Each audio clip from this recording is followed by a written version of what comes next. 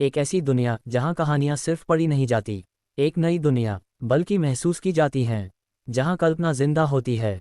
यहाँ हर मोड़ पर है ड्रामा, पावर और राज। आप देख रहे हैं एनके नॉवल नरेशन, जहां शब्द बनते हैं आपकी दुनिया। Bring words to life. #411 दोस्तों के एक समूह के कारण घटी एक बड़ी घटना 3 और। जैसे ही मोमेंट्स पर यह पोस्ट प्रकाशित हुई, लिन काइवू के कमेंट सेक्शन में हलचल मच गई। बूढ़ी लिन, जन्मदिन की 60वीं सालगिरह मुबारक हो। इसका क्या मतलब है? क्या इससे लोग सीधे लेवल अप कर सकते हैं? बूढ़ी लिन, आपकी 5 पोतियां कुछ समय पहले तक साधारण ही थी, है ना? अब वे प्रथम श्रेणी की उन्नत छात्रा बन गई हैं। क्या हो रहा है? मैं 8 बजे वहां पहुंच जाऊंगा। क्या आपका परिवार मेजबानी कर रहा है? बूढ़ी लिन, आपने माफी के तौर पर दिए गए उपहार का जिक्र किया था। यह उपहार आपको किस परिवार ने दिया था? हमें थोड़ा सा संकेत दीजिए। लिन काइवू के कुछ क्षणों के पोस्ट की खबर जल्द ही जैक हिल्टन के कानों तक पहुंच गई, जो ग्रेट ईगल कंट्री में बहुत दूर थे। जैक को इस पर बिल्कुल भी यकीन नहीं हुआ और उसने ताना मारते हुए कहा, मुझे लगता है लिन काइवू बस अपना मनोरंजन कर रहा है। इस दुनिया में ऐसी कौन सी चीज़ है जो किसी को पल भर में मार्शल आर्ट के सभी स्तरों को पार करने में सक्षम बना देती है? वे पीले दिल के आकार के आड़ू तो बस किसी व्यक्ति की ची और रक्त शक्ति को थोड़ी सी बढ़ाने वाली चीज़ें हैं। मुझे लगता है कि वह मुझसे दया की भीख मांग रहा है, जानबूझकर मेरे हिल्टन परिवार की चापलूसी कर रहा है। वह चाहता है कि मैं उसे छोड़ दूं। उसने मेरा माफीनामा तोहफा ले लिया, लेकिन मेरे 2 भाइयों की हत्या भी कर दी। यह एक ऐसा खूनी बदला है जिसका कभी निपटारा नहीं हो सकता। मैं, जैक हिल्टन, इसे बिल्कुल भी बर्दाश्त नहीं करूंगा। मेरे लिए लिन परिवार को दबाना जारी रखो। जी हाँ, बड़े युवा स्वामी। ग्रेट ईगल कंट्री में लिन परिवार के मामलों पर हमारी नाकाबंदी ने उन्हें किसी विकट स्थिति में नहीं डाला है, बल्कि इससे उनकी लोकप्रियता बढ़ी है और उनके उत्पादों की बिक्री में भी उछाल आया है। एक अधीनस्थ ने कांपती हुई आवाज में बताया। ठीक है, जानकारी मेरे ईमेल पर भेज दो। मैं उसे देखने के बाद तुमसे बात करूंगा, जैक ने कहा। समझ गया, अधीनस्थ ने आज्ञा का पालन किया। जैक के फोन रखने के बाद उसे अपने अधीनस्थ कर्मचारी से ईमेल प्राप्त हुआ। ईमेल खोलते ही उसने सिगरेट पीते हुए ड्रैगन किंगडम की उस स्थिति को देखा जो ग्रेट ईगल कंट्री द्वारा लिंग ग्रुप के खिलाफ की गई कार्रवाई के बाद उत्पन्न हुई थी। जैसे जैसे वह पढ़ता गया, उसकी भौहें और भी सिकुड़ती गईं। काम खत्म होने के बाद उसे मोटे तौर पर समझ आ गया कि क्या हो रहा था। ये फिर से सू चेन है। सिर्फ एक राष्ट्रव्यापी लाइव स्ट्रीम मैच ने सू चेन को ड्रैगन किंगडम में इतनी जबरदस्त लोकप्रियता दिलाई है। ऐसा लगता है कि लिन परिवार को पूरी तरह से तबाह करने के लिए मुझे सू चेन के बारे में कुछ राज उजागर करने होंगे। ये सोचकर उन्होंने हिल्टन और ये परिवार के बीच सहयोग के प्रभारी लोगों में से एक, ये चांदकियू को फ़ोन किया। उन्होंने पहले कहा कि लिन जेननान ने नैतिकता की अवहेलना की और अपने 2 भाइयों की मौत का कारण बना, और फिर घोषणा की कि लिन परिवार को खत्म कर देना चाहिए। उसने ये परिवार से जिस बड़े हिस्से का वादा किया था, वह ये था कि एक बार सौदा हो जाने के बाद लिन परिवार की संपत्ति को ये परिवार के साथ 80-20 के अनुपात में बांटा जाएगा। वह 80% लेगा और ये परिवार 20% लेगा। इसके अलावा वह ये परिवार को सीमित संस्करण के संसाधनों का एक बैच भी प्रदान करेगा। ये चांदकियू ने सहयोग के लिए सहमति जताई। सू चेन के खिलाफ सबूत जुटाने का काम ये चांदकियू को सौंपा गया था। जैक ने यह भी कहा कि वह चाहता है कि ये चांदकियू सू चेन की हत्या करने के लिए किसी को भेजे। ये चांदकियू ने इनकार करते हुए कहा, सू चेन वीरों की सभा में भाग लेगा। वीरों की सभा में भाग लेने से पहले मैं उसे नहीं मारूंगा। जैक ने खतरनाक ढंग से अपनी आंखें सिकोड़ते हुए कहा, ये चांदकियू, क्या तुम्हें पता है कि तुम किससे बात कर रहे हो? 82 वर्षीय ये चांदकियू का लहजा अपरिवर्तित रहा। यदि आपका हिल्टन परिवार ड्रैगन साम्राज्य के अधिकारियों द्वारा निशाना बनाया जाना चाहता है, तो मैं सू चेन को मारने के लिए किसी को भेज सकता हूं, बशर्ते कि आपका हिल्टन परिवार इसके परिणामों की जिम्मेदारी ले। जाओ अपने पिता से पूछो। जब तुम्हें उनके इरादे पता चल जाएं तो वापस आकर मुझसे इस बारे में बात करना। जैक ने तुरंत भौहें चढ़ा लीं, संभवतः ये चांदकियू के शब्दों में निहित अर्थ को समझकर। ड्रैगन किंगडम के अधिकारियों द्वारा सू चेन को पहले ही हीरोज असेंबली की राष्ट्रीय लड़ाई में भाग लेने के लिए चुना जा चुका था। सू चेन जैसा 4थी श्रेणी का उच्चस्तरीय मार्शल आर्टिस्ट भी चुना गया। लगता है ड्रैगन किंगडम में अब कोई मार्शल आर्टिस्ट बचा ही नहीं। ठीक है, अभी सू चेन को न मारना ठीक है, लेकिन उसे अधमरा करने में कोई दिक्कत नहीं होनी चाहिए। जैक ने ठंडे लहजे में कहा, यह स्वीकार्य है। अपनी मनचाही चीज मिल जाने के बाद जैक ने तुरंत फोन काट दिया। फोन रखने के बाद उसने गुस्से में कहा, वो बूढ़ा ये चांदकियू मुझसे पंगा लेने की हिम्मत कैसे कर रहा है? ठीक है, लिन परिवार का काम तमाम करने के बाद मैं तुमसे जरूर निपटूंगा। रिंग रिंग, उसका फोन फिर से बज उठा। यह एक दोस्त का फोन था और उसने फोन उठा लिया। जैक, तुम्हारे परिवार के पास अभी भी ऐसे खजाने हैं जिनसे लोग सीधे लेवल अप कर सकते हैं। लगता है तुम्हारे परिवार के अनुसंधान संस्थान ने पिछले कुछ वर्षों में शानदार उपलब्धियां हासिल की हैं। मुझे कुछ बेच दो, लेकिन मुझे निम्न स्तर की चीजें नहीं चाहिए। मुझे एक ऐसी शक्तिशाली दवा चाहिए जो कम से कम तीसरे दर्जे के मध्यवर्ती स्तर से तीसरे दर्जे के उन्नत स्तर तक पहुंचा सके। उद्धरण चिन्ह ... तुम किस बारे में बात कर रहे हो? उसे बिल्कुल समझ नहीं आया। दोस्त ने तुरंत जैक को लिन काइवू द्वारा किए गए मोमेंट्स पोस्ट की सारी बातें बता दीं। हाल ही में लिन परिवार से दुश्मनी रखने वाला तुम्हारा हिल्टन परिवार है। क्या ये सब चीज़ें तुम्हारे परिवार ने ही नहीं भेजी थीं? उस छोटे से लिन परिवार को भेजी गई चीज़ें भी लोगों को प्रथम श्रेणी मध्यवर्ती से प्रथम श्रेणी उन्नत तक पहुंचा सकती हैं। आपके परिवार के पास तो और भी बढ़िया चीज़ें होंगी। हम दोस्त हैं, इतने कंजूस मत बनो। मुझे कुछ बेच दो, मैं वादा करता हूं कि मोलभाव नहीं करूंगा। उद्धरण चिन्ह ... विस्मयादिबोधक चिन्ह। लिन काइवू झूठ बोल रहा है। वह झूठ नहीं बोल रहा है। मेरे लोग लिन काइवू के जन्मदिन समारोह में गए थे। उनकी 5 पोतियां सचमुच प्रथम श्रेणी उन्नत स्तर पर पहुंच गई हैं। कल किसी ने देखा था कि उनकी 5 पोतियां अभी भी केवल प्रथम श्रेणी मध्यवर्ती स्तर पर थीं।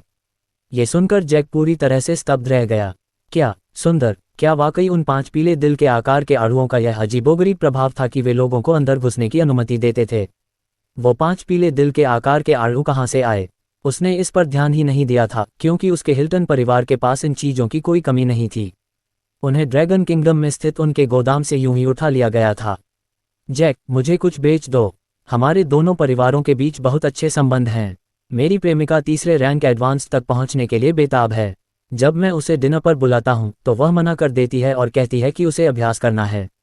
जब मैं उसे फिल्म देखने के लिए बुलाता हूं, तो वह कहती है कि वह व्यस्त है और उसे अभ्यास करना है। मुझे भी ऐसा लग रहा है जैसे मैं पागल हो रहा हूं, दोस्त ने गिड़गिड़ाते हुए कहा। जैक का चेहरा एकदम ठंडा पड़ गया था। उसे ऐसी चीज़ कहाँ से मिलेगी? अगर उसके पास ये होती, तो हिल्टन परिवार तुरंत ग्रेट ईगल कंट्री का नंबर 1 वित्तीय दिग्गज बन जाता। वे दुनिया के नंबर 1 वित्तीय दिग्गज बन जाएंगे। क्या उसे सू चेन को मारने के लिए ड्रैगन किंगडम की जवाबी कार्रवाई के बारे में चिंता करने की ज़रूरत होगी? तो फिर नई गर्लफ्रेंड बना लो। इतना कहकर जैक ने फ़ोन काट दिया और फिर कल रात ड्रैगन किंगडम की राजधानी में माफ़ी के तौर पर मिले उपहारों की गिनती करने वाले प्रभारी को फ़ोन करके पीले दिल के आकार के अणु के बारे में पूछा। प्रभारी व्यक्ति ने कहा कि उन्होंने वास्तव में 5 पीले दिल के आकार के अणु भेजे थे। क्या पीले दिल के आकार के अणु के इस बैच में से कुछ बचे हैं? अभी 2 बक्से बचे हैं, कुल मिलाकर 10 हैं। उन्हें ग्रेट ईगल कंट्री में मेरे पास व्यक्तिगत रूप से पहुंचा दें। साथ में और अंगरक्षक लाना न भूलें। हाँ, मैं समझ गया। फ़ोन रखने के बाद जैक के होठों पर एक बार फिर ठंडी, भयावह मुस्कान आ गई। लिन काइवू, ओ लिन काइवू, तुमने इस बार मुझे वाकई एक शानदार तोहफा दिया है। अगर मैं कोई ऐसी औषधि खोज लूँ जिससे किसी मार्शल आर्टिस्ट का कौशल पल भर में बढ़ जाए, तो भविष्य में न केवल हिल्टन परिवार मेरा होगा, बल्कि पूरा ग्रेट ईगल कंट्री और पूरी दुनिया मेरी होगी। ये सोचकर जैक के पूरे शरीर में खून खौल उठा। इसके बाद उन्हें अन्य दोस्तों के फ़ोन आए।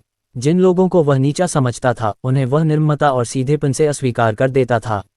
जिन लोगों से उन्हें अच्छे संबंध रखने की ज़रूरत थी, उनकी उन्होंने प्रशंसा की और कहा कि वह कुछ समय में उन्हें व्यक्तिगत रूप से पहुंचा देंगे।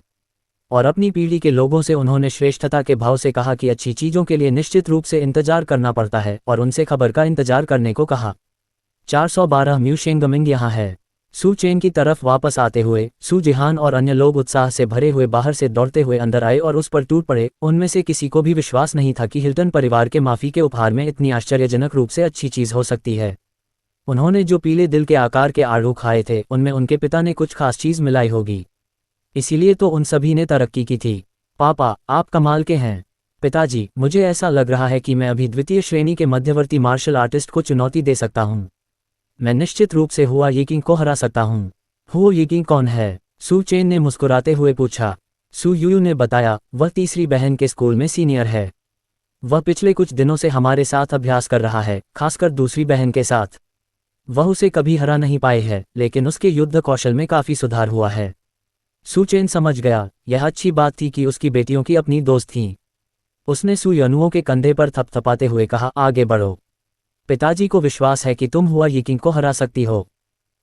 आज दादाजी का जन्मदिन का भोज समाप्त होते ही मैं उन्हें मैच के लिए चुनौती दूंगी। सू यनुओं ने पूरे विश्वास के साथ घोषणा की। चलो नाश्ता करते हैं, लू बियुन ने मुस्कुराते हुए कहा। मेहमान जल्द ही आने वाले हैं, हम पहले नाश्ता खत्म कर लेंगे, फिर सबका स्वागत करेंगे। लिन काइवू ने अपने जन्मदिन का भोज होटल के बजाय घर पर आयोजित करने का विकल्प चुना था। लिन की संपत्ति बहुत विशाल थी, वहां 100 मेजें लगाना कोई समस्या नहीं थी। अब जबकि लिन काइवू लिन परिवार के मुखिया बन गए थे, यह उत्सव उनके औपचारिक राज्याभिषेक को चिन्हित करने वाले भोज के रूप में भी मनाया गया। असल में राजधानी से आने वाले मेहमानों को सुबह 10 बजे तक नहीं आना था, लेकिन लिन काइवू द्वारा अपने वीचैट मोमेंट्स पर एक सनसनीखेज पोस्ट करने के बाद कई लोगों ने कहा कि वे तुरंत रवाना हो रहे हैं।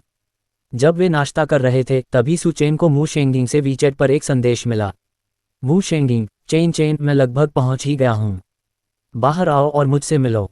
हालांकि मामू ने कल रात मू जिकिंग से बात की थी और उन्हें पता चला था कि लिन वानिक्सू के परिवार ने उसे और बिग ट्रेजर, लिटिल ट्रेजर को स्वीकार कर लिया है। फिर भी मू शेंगिंग को चिंता थी कि जब वह पहुंचेगा तो लिन काइवू उसे पीट सकता है। उसने भोज में शामिल होने की योजना बिल्कुल नहीं बनाई थी, लेकिन लिन काइवू की पोस्ट देखने और आज सुबह ग्रेट ईगल कंट्री में हिल्टन परिवार द्वारा लिन परिवार के राष्ट्रव्यापी दमन की सनसनीखेज खबर के बाद वह चुप नहीं बैठ सका। उसे आकर यह पता लगाना ही था कि आखिर चल क्या रहा है। चाहे कुछ भी हो, वह और लिन काइवू कसम खाकर भाई बने हुए थे। लिन परिवार के संकट में होने के कारण वह चैन से नहीं बैठ सकता था। तो वह आ गया, लेकिन उन्हें अभी भी एक अंगरक्षक की जरूरत थी। इसीलिए उसने सू चेन को मैसेज भेजा। सू चेन, ठीक है। सू चेन ने नाश्ता लगभग खत्म कर लिया था, इसलिए अपने ससुर को लेने के लिए बाहर जाना उसके लिए कोई मुश्किल काम नहीं था। वह अच्छी तरह जानता था कि मू शेंगिंग शायद अकेले आने की हिम्मत नहीं कर रहा था। उसे डर था कि लिन काइवू उसकी पिटाई कर देगा। लिन झेननान और अन्य लोगों को इसके बारे में बताने के बाद वह बाहर चला गया। जब वह गेट पर पहुंचा तो मू शेंगिंग पहले से ही अपनी कार से बाहर निकल रहा था। दरअसल वह मैसेज भेजते समय ही वहां पहुंच गया था। वह आज अकेले आए थे, मामू के बिना, क्योंकि उन्हें चिंता थी कि वह भोज में अपने दामाद को सबके सामने पेश करने और हंगामा खड़ा करने से खुद को रोक नहीं पाएंगी। इसलिए वह अकेले ही आया। चेन, मू शेंगिंग ने सू चेन का अभिवादन किया और उसकी ओर चल पड़ा। पिताजी, सू चेन उनसे मिलने गई। मू शेंगिंग ने लिन एस्टेट की ओर देखा। चेन, तुम्हारे ससुर लिन इस समय कैसा महसूस कर रहे हैं? बहुत अच्छे मूड में हूँ। महान, हम चलिए अंदर चलते हैं और बात करते हैं, सू चेन ने मुस्कुराते हुए कहा। मू शेंगिंग हैरान था, इतनी सारी घटनाओं के बावजूद लिन काइवू अच्छे मूड में कैसे हो सकता है? हिल्टन परिवार द्वारा किया गया एक व्यापक हमला, क्या लिन परिवार चिंतित नहीं था? वह सू चेन के पीछे पीछे अंदर गया और उससे जानकारी मांगी। तभी उन्हें पता चला कि हिल्टन परिवार के इस कारनामे की बदौलत लिन परिवार की लोकप्रियता अपने देश में आसमान छू रही थी और उनके उत्पाद धड़ल्ले से बिक रहे थे। वह अचंभित रह गया और उसने तुरंत अपना फ़ोन निकालकर जांच की। उन्होंने देखा कि वीबो, टिकटॉक और अन्य सभी प्लेटफार्मों पर हिल्टन परिवार द्वारा लिन परिवार का दमन शीर्ष ट्रेंडिंग खबर थी। असंख्य लोग लिन परिवार और सू चेन का बचाव कर रहे थे और हिल्टन उत्पादों के बहिष्कार की मांग करने वाले नारे भी सामने आ चुके थे। इसे देखकर मू शेंगिंग उत्साह से लाल हो गया। चेन, तुम कमाल हो। मैंने तीनों मार्शल आर्टिस्ट विश्वविद्यालयों के लिए तुम्हारा प्रोमो देखा, बहुत प्रेरणादायक। वह वीडियो अभी रिलीज भी नहीं हुआ है और तुम्हारे इतने सारे प्रशंसक पहले से ही हैं। रिलीज होने के बाद कौन जाने कितने और बढ़ जाएंगे। अद्भुत, मुझे कभी उम्मीद नहीं थी कि लोग खुद ही आपके और लिन परिवार के लिए खड़े होंगे। इसमें कोई हैरानी की बात नहीं कि लिन काइवू इतनी मुश्किलों का सामना करने के बावजूद हिल्टन से मिले माफीनामे के तोहफे को दिखाते हुए तस्वीरें पोस्ट कर रही हैं। वैसे क्या जिहान और बाकी सभी ने वाकई इंटरमीडिएट रैंक से एडवांस्ड रैंक तक की उपलब्धि हासिल कर ली है? हाँ, उद्धरण चिन्ह विस्मयादिबोधक चिन्ह विस्मयादिबोधक चिन्ह विस्मयादिबोधक चिन्ह। ये कैसे हुआ? कुछ समय पहले ही तो उन्होंने अपने विश्वविद्यालयों का प्रतिनिधित्व करते हुए भाषण दिए थे और तब भी वे प्रथम श्रेणी के शुरुआती मार्शल आर्टिस्ट थे। उन्हें ये बात अच्छी तरह याद थी। वे विश्वविद्यालय के मार्शल आर्टिस्टों पर डेटा संकलित करने के प्रभारी थे और उन्होंने लिन वानिक्सू की 5 डॉटर्स देखी थी। और अभी हाल ही में उनकी पत्नी ने लिन वानिक्सू के 5 बच्चों से मिलने का जिक्र किया था, जिनमें से किसी ने भी मार्शल आर्ट का मार्ग नहीं अपनाया था। लेकिन 1 महीने से भी कम समय में सू चेन और लिन वानिक्सू की 5 बेटियां प्रथम श्रेणी की उन्नत मार्शल आर्टिस्ट बन गईं। उनकी प्रगति की गति सू चेन नामक विलक्षण प्रतिभा वाले व्यक्ति की तुलना में धीमी थी, लेकिन फिर भी यह अभूतपूर्व थी। आखिर यह सब हुआ कैसे? उन्हें पता था कि इसका संबंध उनके दामाद से ही होना चाहिए। उनका दामाद तो ज्ञान का चलता फिरता खजाना था। सू चेन मुस्कुराया। ये कुछ दिन पहले की बात है। अब वे सभी वाकई प्रथम श्रेणी के मार्शल आर्टिस्ट हैं। और हाँ, मेरे पिताजी। सबसे बड़े के बारे में क्या? सू चेन मुस्कुराया। अंदर आओ और खुद देख लो। मू शेंगिंग जिज्ञासा से व्याकुल हो गया। लिन काइवू के आंगन के बाहर उसे जो घबराहट महसूस हो रही थी वह गायब हो गई और उसकी जगह विशुद्ध जिज्ञासा ने ले ली। पिताजी, म्यूजिकिंग संयोगवश आंगन में बिग ट्रेजर और लिटिल ट्रेजर को उनके स्ट्रोलर में धकेल रही थी। उसने ऊपर देखा तो सू चेन और मू शेंगिंग को अंदर आते हुए देखा। जिकिंग, बड़ा खजाना, छोटा खजाना। मू शेंगिंग ने मुस्कुराते हुए उनका अभिवादन किया। दादाजी दादाजी, गोंद गोंद, बिग ट्रेजर बड़बड़ाया, गले लगने के लिए अपनी बाहें फैलाते हुए। पहले 2 फ़ोन कॉल से मू शेंगिंग बेहद खुश हुए, तीसरे कॉल ने उन्हें लगभग बेहोश कर दिया। मू जिकिंग ने तुरंत अपने बेटे को सुधारा। बड़े खजाने, ये दादाजी हैं, गोंद गोंद नहीं। दादाजी दादाजी, बच्चों को शब्दों का दोहराव बहुत पसंद होता है। दादाजी, लिटिल ट्रेजर ने दोहराया। मू शेंगिंग को अचानक लिन काइवू से ईर्ष्या होने लगी क्योंकि सू जिहान उन्हें दादी और दादा कहकर बुलाती थी। कम से कम दादाजी को दोहराने पर दादाजी पापा तो बन जाता था, जो अजीब तो था लेकिन गोंद गोंद से बेहतर लगता था। उसने बहुत जल्दबाजी में काम कर दिया था। बड़ा खजाना, छोटा खजाना, मैं दादाजी हूँ, बस 2 अक्षर बोलो या मुझे आउट आउट कहो। मू शेंगिंग बच्चों को समझाने की कोशिश कर रहा था। उसने गोंद गोंद कहने से मना कर दिया, कहीं ऐसा ना हो कि बच्चे इसे मजाकिया समझकर बार बार इसका इस्तेमाल करने लगें। ये तो एक बड़ी आपदा होगी। 413 मू शेंगिंग चौंक गया। लाओ लिन, तुम योग्यता एकदम सही है। गेम गेम, दादाजी दादाजी टिल्डर, आखिरी अक्षर अभी निकला ही था कि मू शेंगिंग ने लिन काइवू और बाकी लोगों को बाहर आते देख जादूगर की तरह अपनी जेब से एक छोटी पीली बत्तख निकाली और उसे बड़े खजाने के सामने लटका दिया। लो बड़े खजाने, इससे खेलो। बत्तख को दबाओ और वह क्वैक करेगी। उसने दबाकर प्रदर्शन किया। हम टिल्डर टिल्डर, लिटिल ट्रेजर ने नखरे करना शुरू कर दिया। उसके स्ट्रोलर के डैशबोर्ड पर कोई बत्तख नहीं थी। वह नन्ही बच्ची दुखी थी। मू शेंगिंग ने लिटिल ट्रेजर के लिए एक और बत्तख निकाली। जब आप अपने 2 प्यारे पोते पोतियों से मिलने जाते हैं तो आप 2 खिलौने लेकर जाते हैं।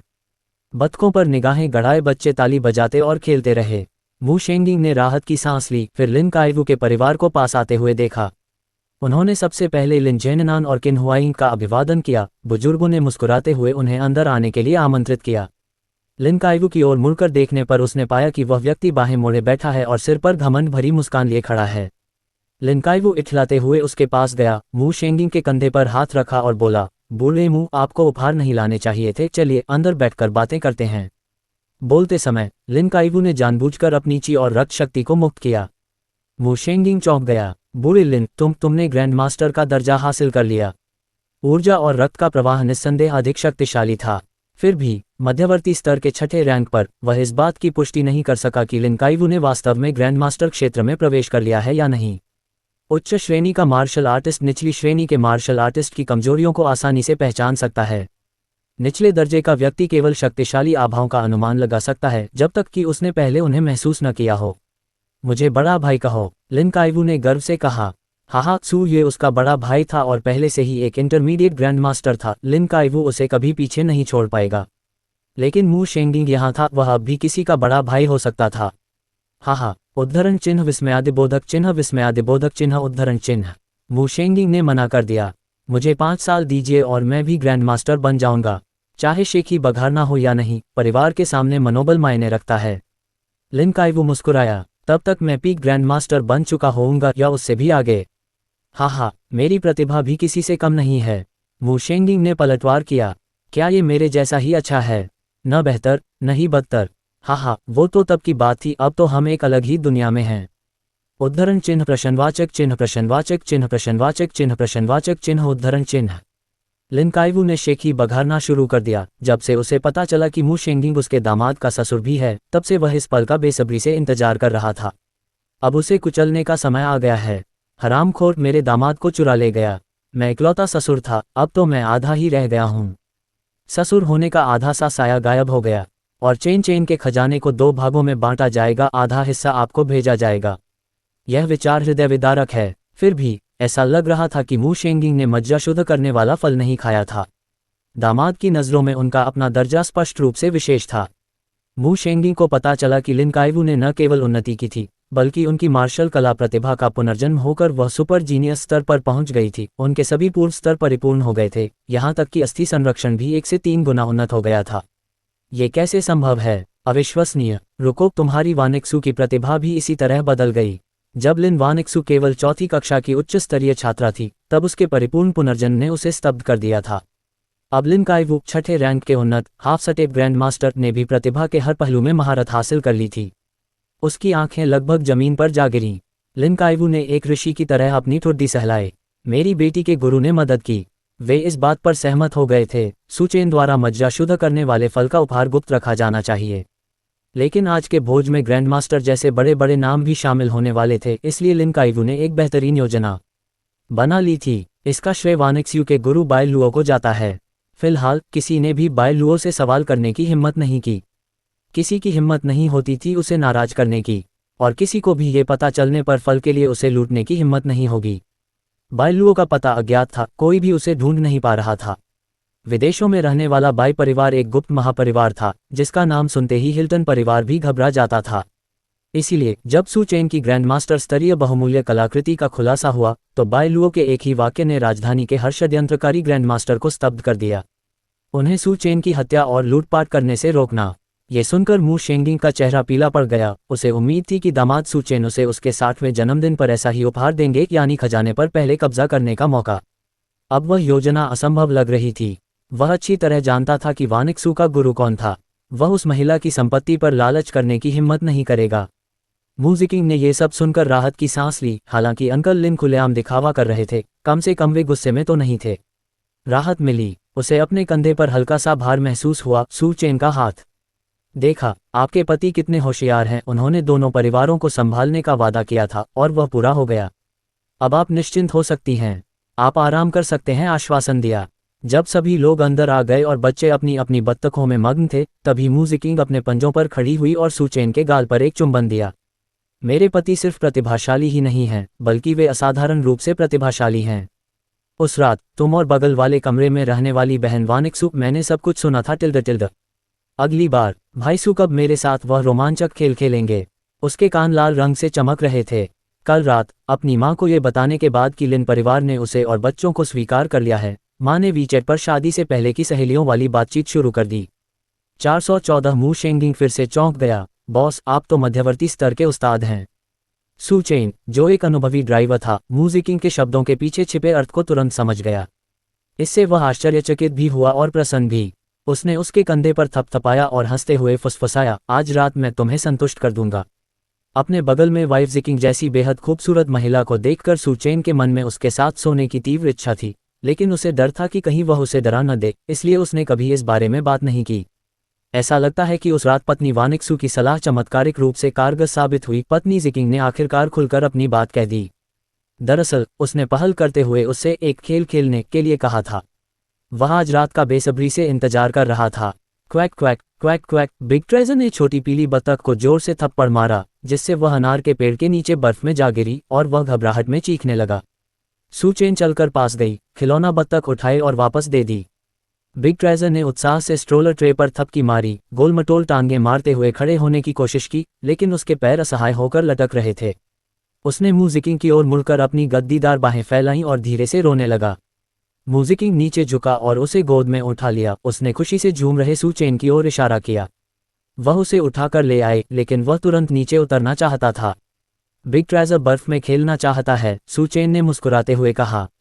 वह नीचे झुका और बत्तख को वापस बर्फ पर रख दिया। मू शेंगिंग ने उत्साहित बच्चे को नीचे उतारा, उसके कंधों को सहारा देते हुए उसे बर्फ पर खड़ा किया, फिर वह खुशी से पैर पटकने लगा। बर्फ के कुरकुरे टूटने की आवाज गूंज उठी। उस आवाज से प्रसन्न होकर उसने फिर से पैर पटके, फिर अनार के पेड़ के चारों ओर चक्कर लगाया, पैरों के निशान बनाते हुए मू शेंगिंग के मदद के हाथों को झटक दिया। उसने बात मान ली और हाथ छोड़ दिया। पहले तो वह लड़खड़ाया, लेकिन कुछ क्षणों के बाद उसने अपना संतुलन पा लिया और एक पैर उठाने की कोशिश करते हुए उसकी मुस्कान और चौड़ी हो गई। इस बार बिना किसी सहारे के उसने अपना पैर उठाया और जैसे ही वह बर्फ को छुआ, उसका छोटा सा शरीर आगे की ओर झुक गया। वह लड़खड़ाया और धड़ाम से अपने नितंबों के बल गिर पड़ा। सू चेन ने उस छोटे बच्चे के चेहरे के स्वाभाविक भाव को पकड़ लिया। उसका गोरा चेहरा सिकुड़ गया, भौहें कसकर तन गईं। एक ऐसी नज़र जो कह रही थी, कितनी ठंड है। आखिरकार उसने अभी भी खुली जांघों वाली पैंट पहन रखी थी। हालांकि डायपर ने ठंड से कुछ हद तक राहत दी, लेकिन -5 डिग्री सेल्सियस की बर्फ में नंगे पैर बैठने से उसे सीधी ठंड लग रही थी। वह कांपते हुए अपने दांत दिखाने लगा। सू चेन ने उस पल को अपने फ़ोन में रिकॉर्ड कर लिया। अपने बेटे के प्राथमिक विद्यालय के स्नातक समारोह के लिए यह एकदम सही ब्लैकमेल का तरीका है, उसने हंसते हुए सोचा। ही नन्ही ट्रेजर, जो चुपचाप स्ट्रोलर में बैठी बत्तख से खेल रही थी, खिलखिलाकर हंस पड़ी।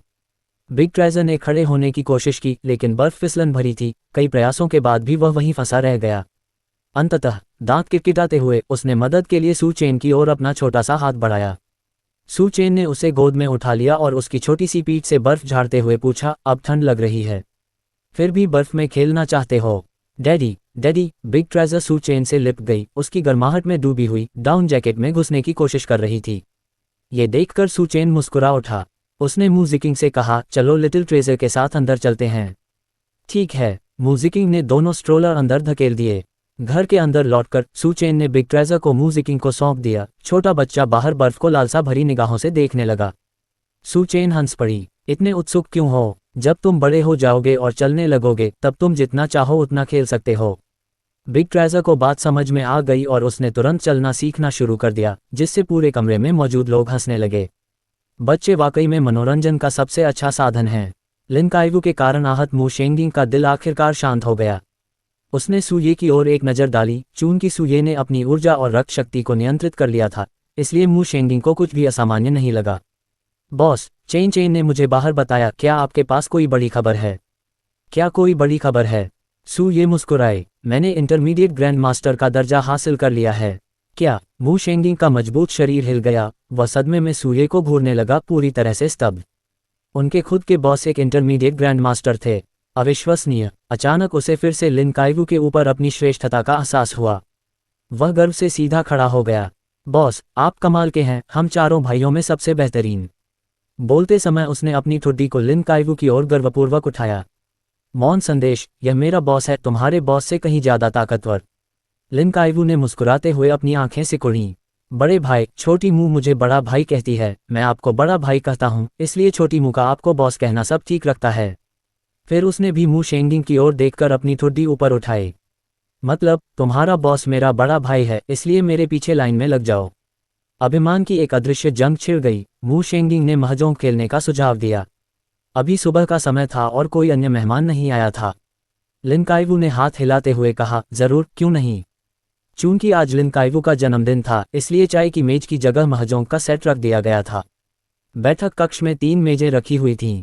पुरुषों ने खेलना शुरू किया, महिलाओं ने भी उनका साथ दिया। लिन झेननान और किन हुआइंग ने आराम करने के लिए छुट्टी ले ली और रात के खाने के लिए वापस आने का वादा किया। बुजुर्गों के चले जाने के बाद बाकी लोगों ने आराम किया। लिन काइवू, सू ये और मू शेंगिंग, जिनमें से एक सीट कम थी, ने बेबी सिटिंग कर रही सू चेन को खींचकर बुलाया और चारों ने मिलकर एक खेल शुरू किया। लिन परिवार के रसोइये की जिम्मेदारी होने के कारण लू बियुन को केवल मेहमानों का स्वागत करना होता था। तो लू बियुन, मदर सू, लिन वानिक्स्यू और सू यनुओ ने एक तालिका बनाई। मूजिकिंग खेल नहीं सकी, वह और सू जिहान बच्चों की देखभाल कर रही थीं। सू केक्सिन, सू युतोंग और सू युयु माता पिता की मेजों और बच्चों के बीच घूमती रहीं, कभी उनका उत्साह बढ़ाती तो कभी उन्हें चिढ़ाती रहीं। बैठक कक्ष में गर्मजोशी और घरेलू प्रसन्नता का माहौल था। मू शेंगिंग और लिन काइवू टाइलों पर एक दूसरे से भिड़ गए और एक दूसरे की फेंकी हुई टाइलें छीनने लगे। अंत में खुद से ड्रॉ किया, मैं जीत गया, सू चेन ने अपनी टाइलों को आगे बढ़ाते हुए घोषणा की। सू केक्सिन और लड़कियां दौड़कर वहां पहुंचीं। वाह, पापा जीत गए। मू शेंगिंग और लिन काइवू ने एक दूसरे पर दोषारोपण किया। ये तुम्हारी गलती है, तुमने लाल ड्रैगन क्यों फेंका? अगर मैंने उस पर दावा न किया होता तो चेन चेन को वह टाइल कभी नहीं मिलती। फिर 415 दो ससुर, दामाद बहुत ही दौलतमंद है, मुझे क्या करना चाहिए? एक और राउंड हुआ और सू चेन फिर से जीत गई। सू ये मुस्कुराई और बोली, चेन चेन, आज तुम्हारी किस्मत बहुत अच्छी है। सू चेन ने भाग्य के उन 10 बिंदुओं के बारे में सोचा जो उसने पहले जोड़े थे। ऐसा लग रहा था कि वह अब उनका उपयोग कर रहा है। चाहे उसे कितनी भी बुरी परिस्थितियां क्यों न मिली हों, अंत में जीत हमेशा उसी की होती थी। इससे मू शेंगिंग और लिन काइवू हैरान रह गए। शुरू में दोनों आपस में झगड़ते रहे, लेकिन धीरे धीरे सहयोग करने लगे।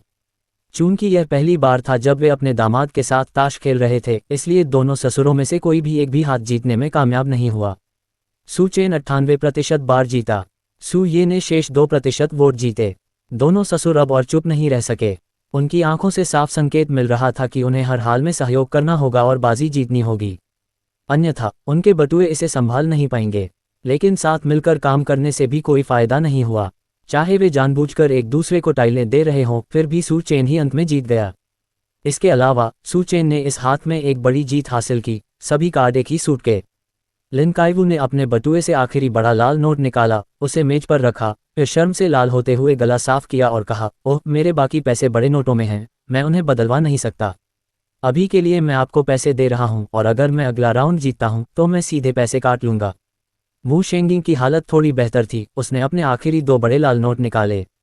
सू चेन मुस्कुराया और बोला, ठीक है, अगली बारी। लिन काइवू ने 3 कंसील्ड कोन्स खोल दिया, मानो उसे कोई रोक नहीं सकता। उसकी आभा पूरी तरह से प्रकट हो गई और उसने निश्चित जीत का रुख अपना लिया। जैसे ही उसने एक टाइल निकाली, उसे लगा कि यही सही टाइल है।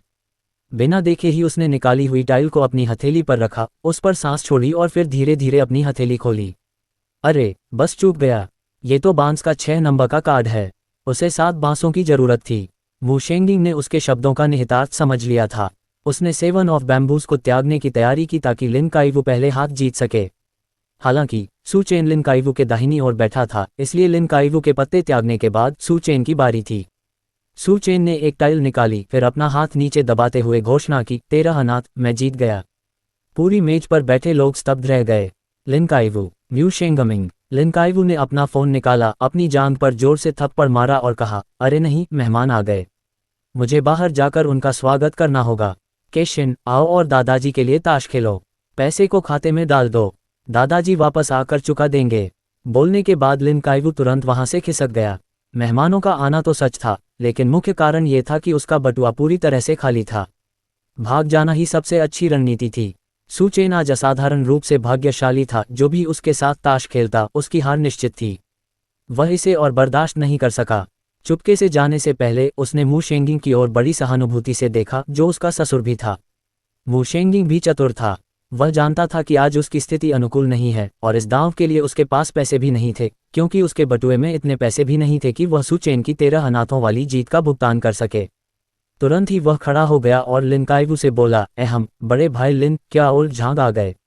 मैं आपके साथ उनका स्वागत करने चलता हूँ। पिछली बार उन्होंने मुझसे अपने आवेदन सामग्री की स्वीकृति प्रक्रिया के बारे में पूछा था।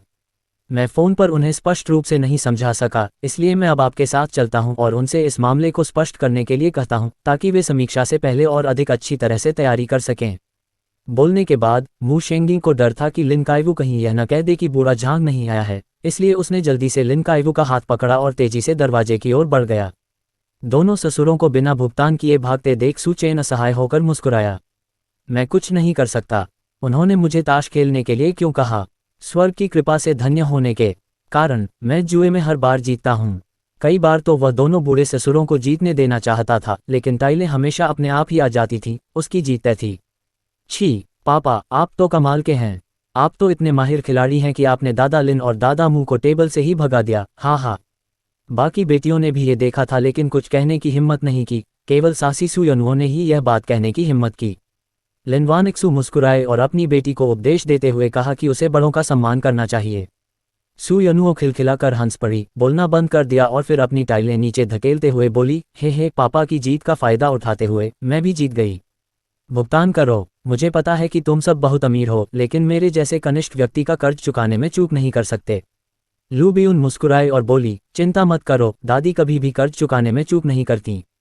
दरवाजे के बाहर खड़े लिन काइवू ने संयोगवश लू बियुन की बातें सुन लीं और दर्द से अपने खाली बटुए को थपथपाया। फिर उसने मू शेंगिंग के साथ नजरों का आदान प्रदान किया। दोनों ने गहरी समझ के साथ आह भरी, एक सिगरेट निकाली, उसे जलाया और ठीक उसी मुद्रा में बैठकर ऊपर देखते हुए और एक ही तरह से आह भरते हुए धूम्रपान किया। पहली बार मू शेंगिंग ने वही महसूस किया जो लिन काइवू ने पहले महसूस किया था, एक असाधारण दामाद का होना वास्तव में बहुत बड़ा दबाव पैदा करता है। उन्हें करारी हार का सामना करना पड़ा। अपने पोते, दामाद और बड़े भाई और भाभी को यह साबित करने के लिए कि वह निकम्मा नहीं था, मू शेंगिंग ने अपने बटुए पर हाथ फेरा, जिसमें केवल कुछ दर्जन युआन ही खुले पैसे थे, और माता मुकवो कियाओहुई को एक संदेश भेजा। क्वा कियाओहुई, तुम अभी अभी गए थे और तुमने अपने बटुए के सारे पैसे पहले ही खो दिए। मू शेंगिंग, मैंने सब कुछ आपके दामाद के हाथों गंवा दिया और मुझे उन्हें 500 युआन देने हैं। पत्नी, मुझे 500 युआन भेज दो। कु कियाओहुई, 100,000 युआन स्थानांतरित करना। मू शेंगिंग की आंखें पल भर में चौड़ी हो गईं। वह जोश से भर गया, सिगरेट मुंह में डाली और जल्दी से स्थानांतरण पर क्लिक किया। सबसे पहले ये पुष्टि करनी होगी कि यह वास्तविक स्थानांतरण था या सिर्फ एक छवि। दूसरी बात, अगर यह वाकई में किया गया पैसा था, तो क्वू कियाओहुई ने गलती से कुछ जीरो जोड़ दिए होंगे। उसे जल्दी से पैसा स्वीकार करना पड़ा होगा, इससे पहले कि उसे पता चले कि उसने गलत रकम भेज दी है। उन्होंने अपने अंगूठे से एक टैप किया और भुगतान प्राप्त हो गया।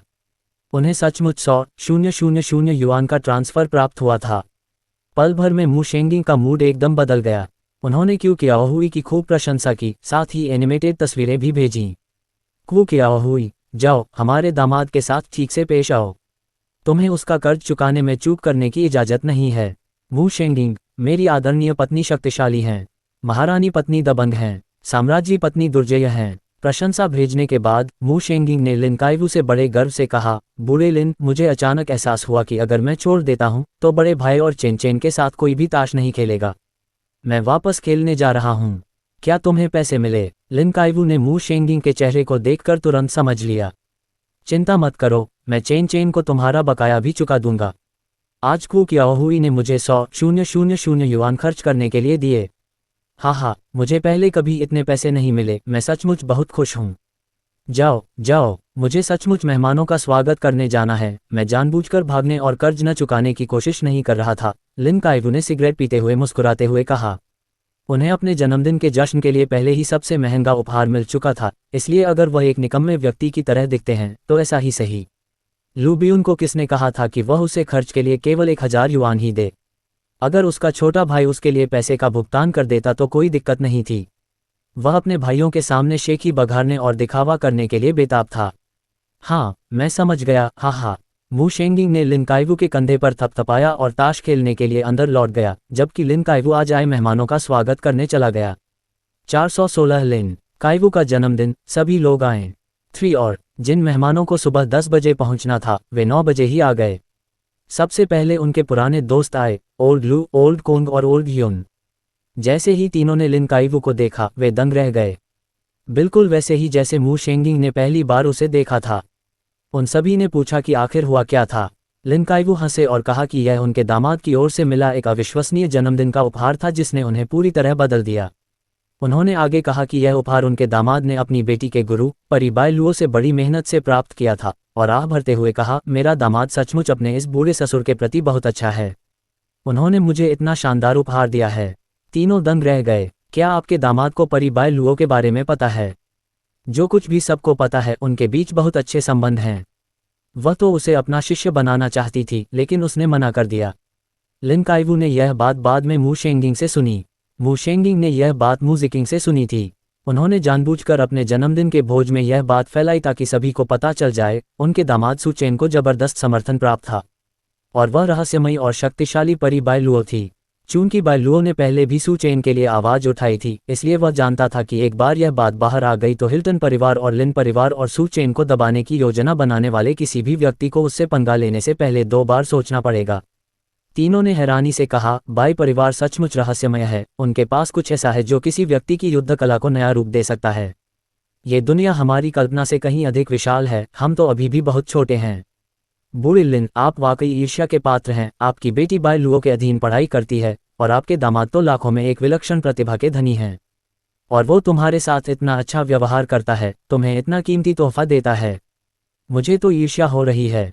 हाँ, अगर मुझे कभी आधा भी इतना अच्छा दामाद मिल जाए तो मैं हंसते हंसते अपने सपनों से जाग जाऊंगी। मैं ईर्ष्या से फटने वाला हूँ। उनकी बेटी और दामाद को छोड़ो, उनकी पोतियों को देखो। ज़्यादातर लोग जुड़वा बच्चों की घोषणा करने के लिए घंटियां बजाते हैं और ढोल पीटते हैं, लेकिन उनके पास 5 पोतियां हैं, और वे सभी अभी से प्रथम श्रेणी की उच्च श्रेणी की मार्शल आर्टिस्ट हैं। उनका भविष्य असीमित है। वे imperial capital martial artist university के स्तंभ बनेंगी। अपने पुराने दोस्तों की प्रशंसा सुनकर लिन काइवू के चेहरे पर मुस्कान और भी चौड़ी हो गई। हाँ, घर पर भोज आयोजित करना वाकई सही फैसला था। उत्कृष्ट, कितना संतोषजनक, बेहद शानदार। आइए अंदर आकर बातें करते हैं। लिन काइवू मुस्कुराते हुए सभी को दावत के लिए तैयार किए गए स्वागत कक्ष की ओर ले गए। ये हॉल उनके अपने आंगन में नहीं था, बल्कि एक अलग क्षेत्र में था जिसे लिन परिवार ने विशेष रूप से दावतों के लिए आरक्षित रखा था। ये बेहद विशाल था। 10 बजे तक मेहमान बड़ी संख्या में आने लगे। उनमें से कई लोगों ने अचानक आकर लिन काइवू को आश्चर्यचकित कर दिया। उदाहरण के लिए, एक लंबे समय से संपर्क में न रहा हुआ मित्र अचानक प्रकट हुआ। शाओ परिवार ने भी एक प्रतिनिधि भेजा, शाओ जिरोंग, जो इंपीरियल कैपिटल सुपरकार क्लब के महासचिव हैं। शीर्ष 3 कुलों में से शियाओ परिवार ने सबसे कम प्रचार प्रसार किया। फिर भी वे हाल की घटनाओं से भलीभांति परिचित थे। ये जानकर कि शियाओ जिरोंग और सू चेन के बीच अच्छे संबंध हैं, उन्होंने उसे अपनी युवा पीढ़ी के साथ जन्मदिन की बधाई देने के लिए भेजा। लिन काइवू दिल खोलकर हंसी। स्वागत है, अंदर आइए। फिर सू परिवार ने भी किसी को भेजा। उन्होंने मुख्य चौथी शाखा के सू पिनचेंग को भेजा। आज सू पिनचेंग अपनी पत्नी यूलेई और बेटी सू यूनयुन के साथ पहुंचे। इस समय तक सू पिनचेंग को यह नहीं पता था कि सू चेन सू परिवार का हिस्सा है। सू यी ने उसे आने का आदेश दिया था।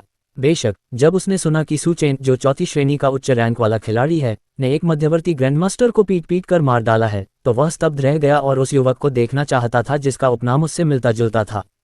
सू यी ने सू पिनचेंग को इसलिए चुना क्योंकि वह ईमानदार, वफादार और थोड़ा डरपोक था, जो कि कम प्रोफाइल बनाए रखने की वर्तमान रणनीति के लिए एकदम सही था। अन्य शाखाओं के विपरीत, जो लगातार मैं सबसे अच्छा हूं चिल्लाती रहती थीं और जिन्हें बार बार चेतावनी देने के बाद ही वे शांत होती थीं, सू पिनचेंग को लिन काइवू के जन्मदिन पर भेजने से उससे सू चेन को समझने का मौका मिला। साथ ही यह भी सुनिश्चित हुआ कि सू चेन और लिन परिवार के बीच कोई टकराव न हो। ये परिवार भी आया और उन्होंने मुख्य 5वीं शाखा के ये फांगचुन को भेजा। ये फैंगचुन अपनी पत्नी यिन शिपाई और बेटे ये किबिन के साथ पहुंचे। ये जिन साथ जाना बिल्कुल नहीं चाहती थी, लेकिन ये फांगचुन ने मना कर दिया। ये फांगचुन को पता चला था कि सू चेन वास्तव में उसके बड़े भाई सू ये का बेटा है और आज सू ये भोज में उपस्थित होंगी। खबर सुनकर वह सुबह 5 बजे उठ गया और कपड़े छांटने, पहनने और अपनी पत्नी से एक्सेसरीज चुनने के लिए कहने लगा। 8 बजे तक यही सब चलता रहा, लेकिन लिन परिवार के द्वार पर उनकी मुलाकात दूसरी शाखा के ये युवानचुन से हो गई। चचेरे भाई, ये फांगचुन को एक बुरा एहसास हुआ। उसने सोचा था कि केवल उसके परिवार को ही भेजा गया है, उसे इसकी उम्मीद नहीं थी। उनके चचेरे भाई भी आएंगे अपनी पत्नी के बिना, लेकिन अपने बेटे ये हाओयांग और ये युनझांग को साथ लाएंगे, जो मुख्य पहली शाखा के सदस्य हैं। मम्मा, ये युवानचुन ने हल्का सा सिर हिलाया। ये फांगचुन ने और कुछ नहीं कहा, बस उन्हें नमस्कार किया और अपने परिवार को अंदर ले गए। अंदर पहुंचते ही यिन शिपाई ने फुसफुसाते हुए कहा, पतिदेव, क्या हो रहा है? 2 परिवारों को क्यों भेजा? और ये युवानचुन अपनी पत्नी के बदले ये युनझांग को ले आया। ये फांगचुन ने जवाब दिया, मुझे कोई अंदाजा नहीं है, लेकिन कुछ तो गड़बड़ है। देखते हैं क्या होता है। यिन शिपाई ने पूछा, जब हम बाद में बड़े भाई से मिलेंगे तो क्या हमें उनका अभिवादन करना चाहिए? ये फांगचुन दृढ़ था, नहीं, ऐसा दिखावा करो कि हम उसे नहीं जानते, कोई अजीब नजर या भाव नहीं। ये युवानचुन यहाँ है, वह ये शियानफेंग का भाई है। उस कांड के बाद उसका पूरा परिवार बड़े भाई से नफरत करता है। कौन जाने, वह इसलिए आया है क्योंकि उसे पता चल गया है कि बड़ा भाई सू चेन का पिता है। यिन शिपाई ने अपनी पीठ पर रखी विशाल तलवार निकाली, उसे 2 बार जोर से घुमाया और घोषणा की, उस समय हम शाही राजधानी में नहीं थे और कमजोर थे। अब जब हम यहाँ हैं तो उन्हें बड़े भाई के खिलाफ कुछ भी करने की कोशिश नहीं करनी चाहिए। सही, ये फैंगचुन ने दृढ़ता से सिर हिलाया। सू ये के बिना वह जानबूझकर आयोजित कई मिशनों में मारा गया होता। धनी कुलों में आपसी कलह क्रूर होती है और ये परिवार जैसे विशालकाय कुल में तो यह और भी बदतर होती है। उस समय कबीले के कई लोगों को उम्मीद थी कि वह हर मिशन पर मर जाएगा। हर बार सू ये ने उसे बचाया था। एक बार सू ये ने अपने लिए आया तीर खुद पर ले लिया। तीर बाल बराबर दिल से चूक गया, जिससे ये फांगचुन बुरी तरह डर गया और उसे पछतावा होने लगा। वह खुद उस तीर का शिकार होना ज्यादा पसंद करता। 417 सू यूनयुन चौंक गई। सू यूयू की 5 बहनें सू चेन की बेटियां हैं। ये युवानचुन की ओर से ये हाओयांग ने पूछा, पिताजी, क्या सू चेन ने सचमुच एक इंटरमीडिएट ग्रैंडमास्टर को पीट कर मार डाला? जब ये हाओयांग ने पहली बार यह खबर सुनी तो उसे विश्वास नहीं हुआ, क्योंकि उन्हें लगता था कि यह बिल्कुल असंभव है। चौथी श्रेणी का उच्च स्तरीय मार्शल आर्टिस्ट एक मध्यवर्ती ग्रैंडमास्टर को लात मारकर कैसे मार सकता है? मम, ये युवानचुन ने सिर हिलाया। हालांकि उन्होंने खुद इसे नहीं देखा था, लेकिन उनके एक दोस्त ने इसे देखा था। सू चेन ने सचमुच एक इंटरमीडिएट ग्रैंडमास्टर को पीट कर मार डाला था।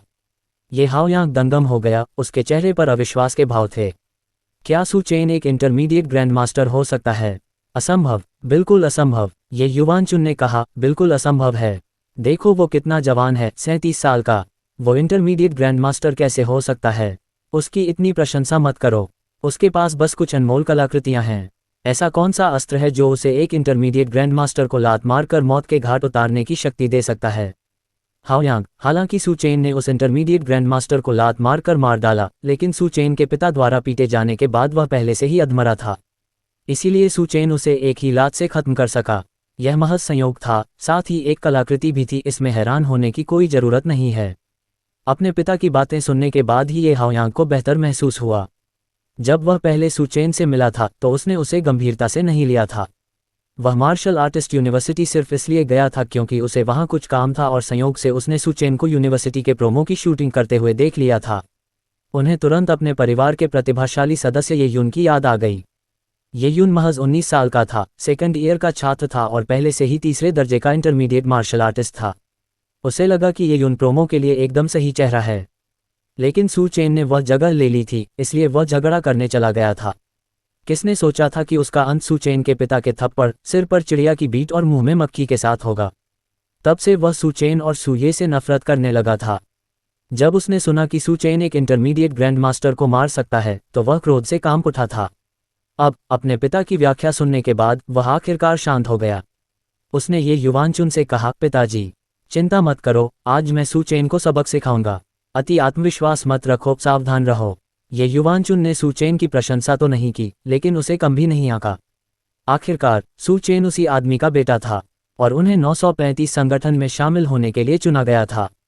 वह निश्चित रूप से साधारण व्यक्ति नहीं था।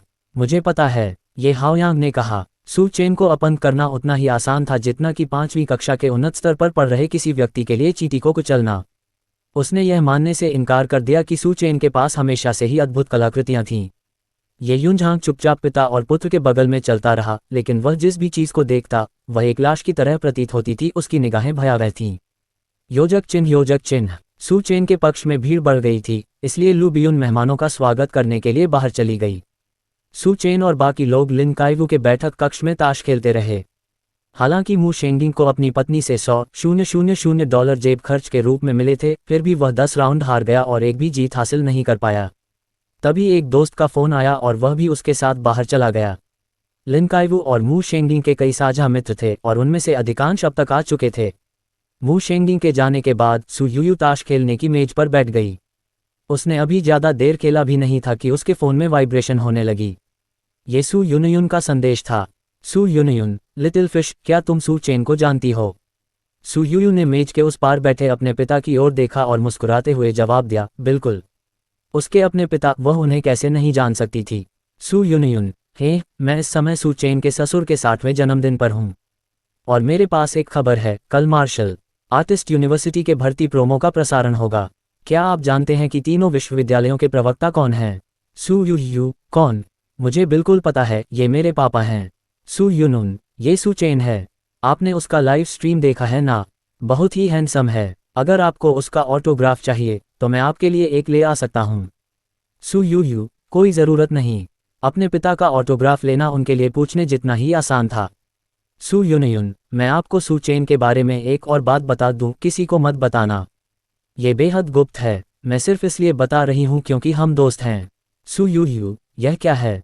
सू यूनयुन, सू चेन अविश्वसनीय रूप से अद्भुत है। उसने एक इंटरमीडिएट ग्रैंड मास्टर को लात मारकर मार डाला और मैंने सुना है कि उसने एक बार एक बिगिनर ग्रैंड मास्टर की 6ठी रैंक की कीमती कलाकृति को मुंह के मारकर टुकड़े टुकड़े कर दिया और उस आदमी की 2 पसलियां तोड़ दी। शानदार, है ना? आप तो विस्मित हैं। क्या आप सचमुच उनका ऑटोग्राफ नहीं चाहते? यह एक दुर्लभ अवसर है। मैं तुम्हें सिर्फ इसलिए बता रही हूं क्योंकि हम बहुत करीबी हैं, मैंने किसी और को नहीं बताया है। सू यूयू ने मुस्कुराते हुए ये संदेश पढ़े। उसने आगे कोई जवाब नहीं दिया और खेल में वापस लग गई। उसने अभी अभी महजों खेलना सीखा था। 5 मिनट तक कोई जवाब न मिलने पर सू यूनयुन असमंजस में पड़ गई। उनकी उम्र की लड़कियों को तारे पकड़ना बहुत पसंद था। सू चेन को देखकर, जो बेहद आकर्षक और ताकतवर था, सू यूयू भला उसे कैसे नहीं काट सकती थी? वह इसे समझ नहीं पाए। योजक चिन्ह। जब अधिकांश मेहमान आ गए तो लिन काइवू चुपके से घर वापस चला गया ताकि सू चेन के समूह को भोज कक्ष तक ले जा सके। उसके दोस्त उसे उन्हें साथ लाने के लिए आग्रह कर रहे थे। कई ग्रैंडमास्टर आए थे और वे सू चेन और उनके पिता से मिलना चाहते थे। उन्होंने लिन काइवू से सू चेन और सू ये को अपने चैट ग्रुप में शामिल करने के लिए कहा था। जब लिन काइवू को लगा कि समय सही है, तभी वह उन्हें लेने के लिए घर की ओर चल पड़ा। उन्हें बहुत जल्दी बुलाने से सू चेन ऊब जाएगा क्योंकि अधिकांश मेहमान उसकी ही उम्र के थे। इससे भी महत्वपूर्ण बात यह है कि उसने ये परिवार के 2 समूहों को देख लिया था। ये परिवार का उसके बड़े भाई सूये से पुराना नाता था। वह इस बात को अच्छी तरह जानता था। इसलिए सू चेन को बाहर ले जाने से पहले उसने सूये को बताया कि ये और सू दोनों परिवार आ चुके हैं। सू ये ने सिर हिलाया। कोई बात नहीं, उन दोनों परिवारों को पहले से ही पता था कि मैं वापस आ गई हूँ। आश्वस्त होकर लिन काइवू सू चेन के परिवार को भोज कक्ष में ले गया। जैसे ही वे अंदर दाखिल हुए, तरबूज के बीज फोड़ते और बातें करते हुए सभी लोग प्रवेश द्वार की ओर मुड़ गए।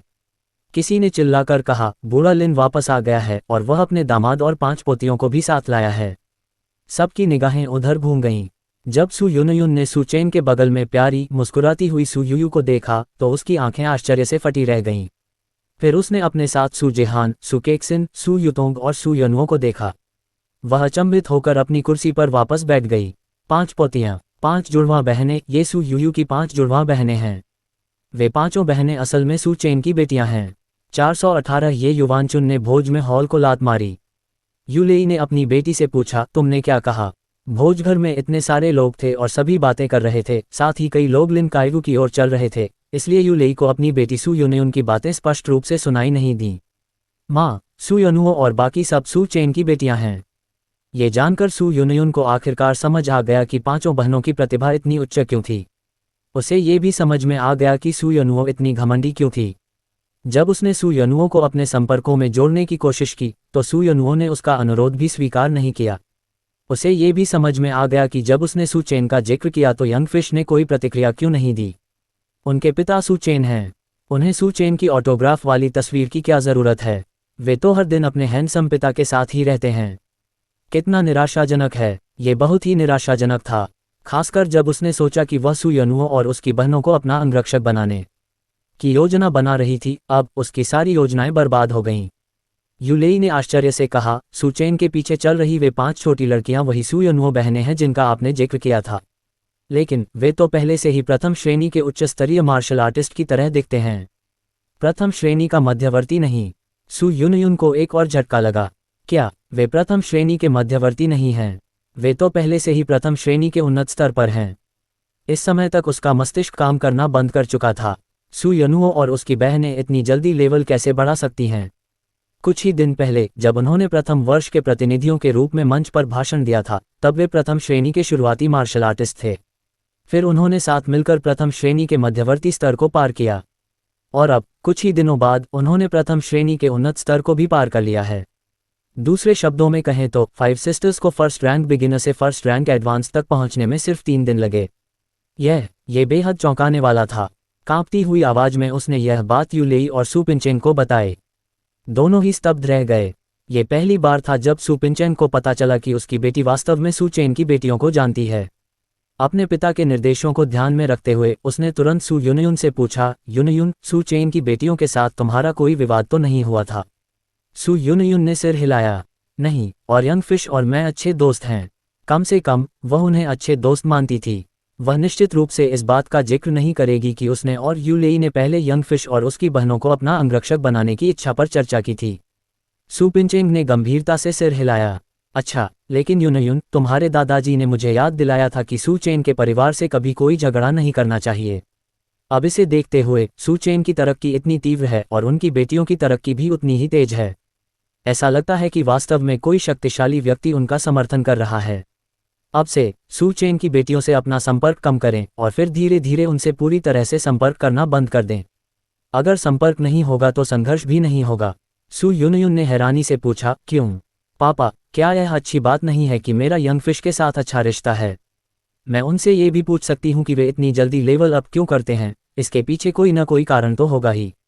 क्या आपको लगता है कि वे आपको ऐसी कोई बात बताएंगे? सू युनयुन स्तब्ध रह गई, लेकिन फिर यंग फिश की मासूमियत के बारे में सोचकर उसने कहा, शायद वह मुझे बता देगी। लड़कियों के बीच दोस्ती बहुत मजबूत हो सकती है।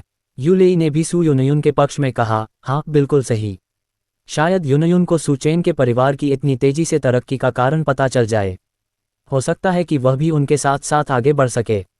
यह उसके लिए बहुत बड़ी किस्मत की बात हो सकती है। सू पिंचेंग को यह बात पसंद नहीं आई और उसने जोर देकर कहा, युनयुन, अपने पिता की बात सुनो। वह सुरक्षित तरीके से काम करने के सार में महारत हासिल कर चुका था। अगर 1% भी अनिश्चितता होती तो वह उसमें हाथ नहीं डालता। हालांकि सू युनयुन बाहर से घमंडी दिखती थी, लेकिन घर पर वह सू पिंचेंग की काफ़ी आज्ञाकारी थी, इसलिए उसने सिर हिलाकर सहमति दी। सू पिंचेंग ने भी सिर हिलाया, फिर सू चेन की ओर देखा। अचानक चलती भीड़ के बीच से उसने सू चेन के बगल में सू ये को खड़े देखा। उसने तुरंत अपनी भौहें सिकोड़ लीं। ये व्यक्ति बहुत जाना पहचाना लग रहा था, मानो उसे पहले कहीं देखा हो, लेकिन उसे याद नहीं आ रहा था कि वह कहाँ था।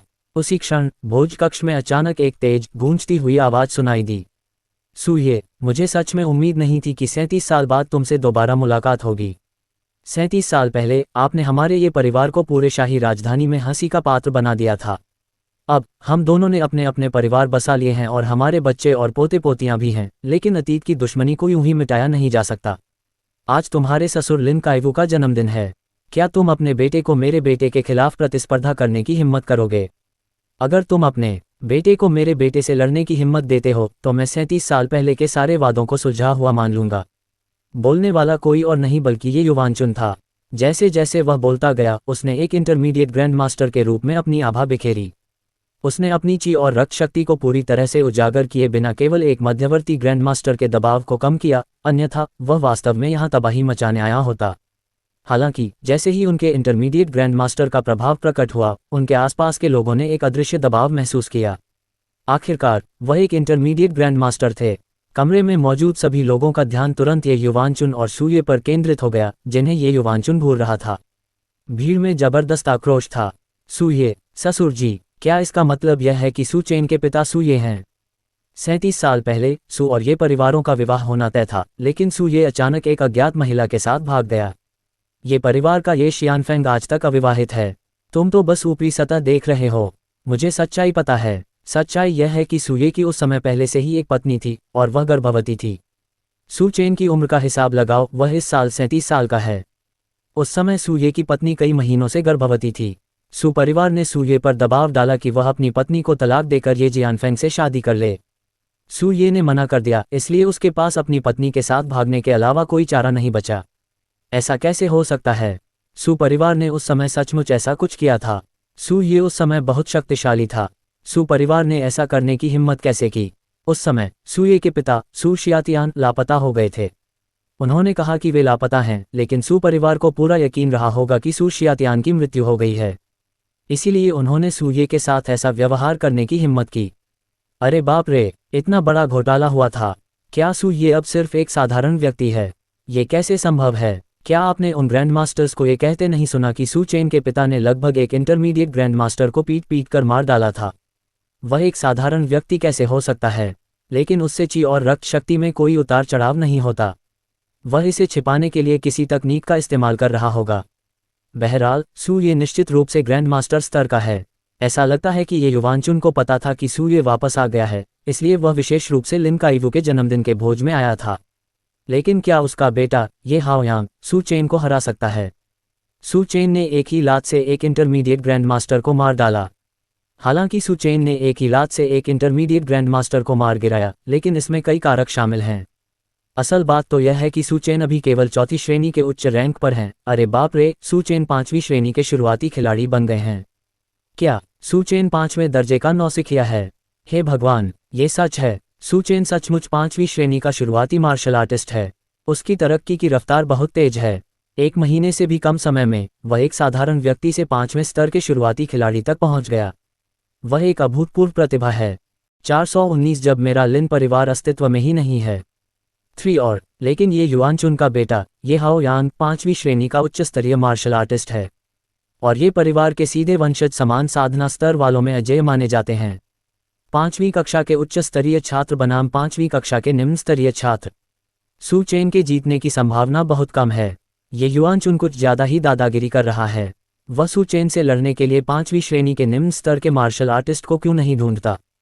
सू चेन से लड़ने के लिए 5वीं श्रेणी के उच्च स्तर के मार्शल आर्टिस्ट को ढूंढना साफ तौर पर दर्शाता है कि वह सू चेन को कुचलना चाहता है।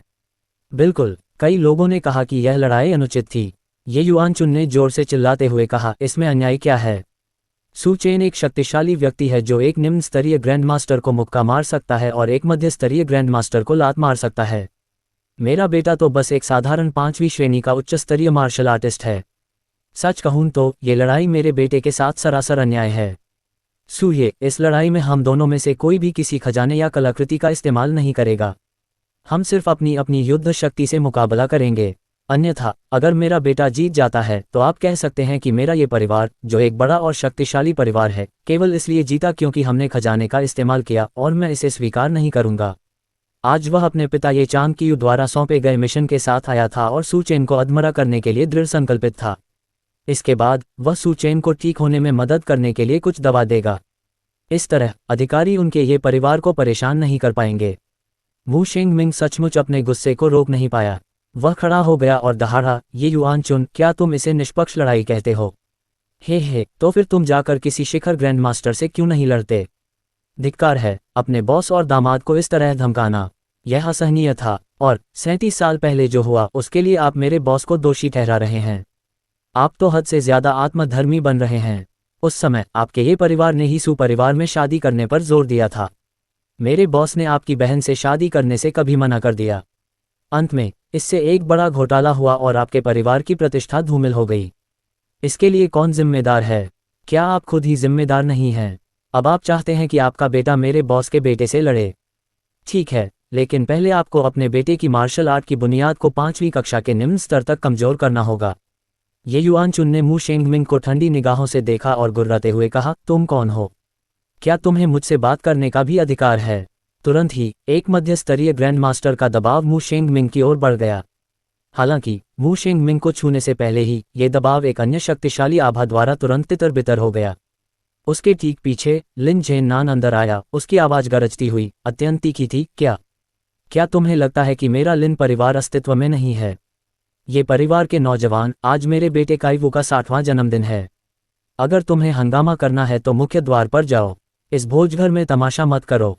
लेकिन ये युआन चुन को गुस्सा नहीं आया।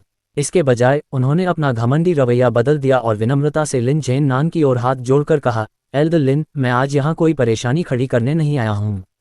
मैं लिन काइवू का जन्मदिन मनाने आया हूँ। लेकिन मुझे यहाँ सूये से मिलने की उम्मीद नहीं थी।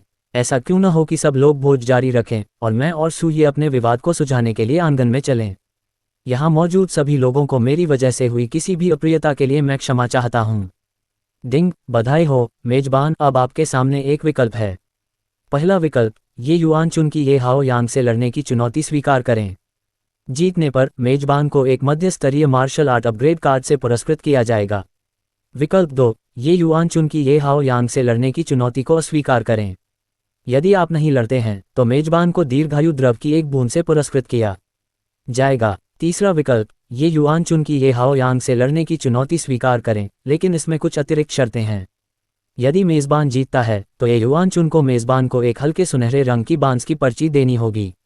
मेज़बान हार नहीं सकता। मेज़बान को उस हल्के सुनहरे रंग की बांस की पर्ची के लिए अनुवाद के 3 प्रयास मिलेंगे। सू चेन ने अपने मन में सिस्टम की आवाज़ सुनी। उसने तीनों विकल्पों पर गौर किया। विकल्प 1 का पुरस्कार एक मध्य स्तरीय मार्शल आर्ट अपग्रेड कार्ड था। विकल्प 2 का पुरस्कार दीर्घायु तरल की एक बूंद थी और विकल्प 3 का पुरस्कार हल्के सुनहरे बांस के पर्चे के लिए अनुवाद के 3 प्रयास थे। Mid level martial arts upgrade card उसे 5th ग्रेड मिड लेवल में अपग्रेड करने की अनुमति दे सकता है। लॉन्गेविटी लिक्विड, वो क्या था?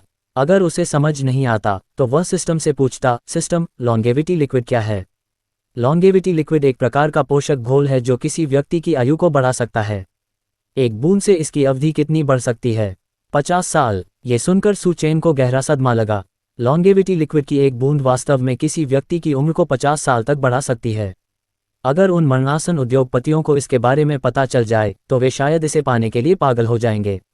हालांकि फिलहाल उनके माता पिता स्वस्थ थे और उनकी पत्नी और बेटियां भी बहुत स्वस्थ थीं, इसलिए उन्हें अभी इस दीर्घायु तरल पदार्थ की आवश्यकता नहीं थी।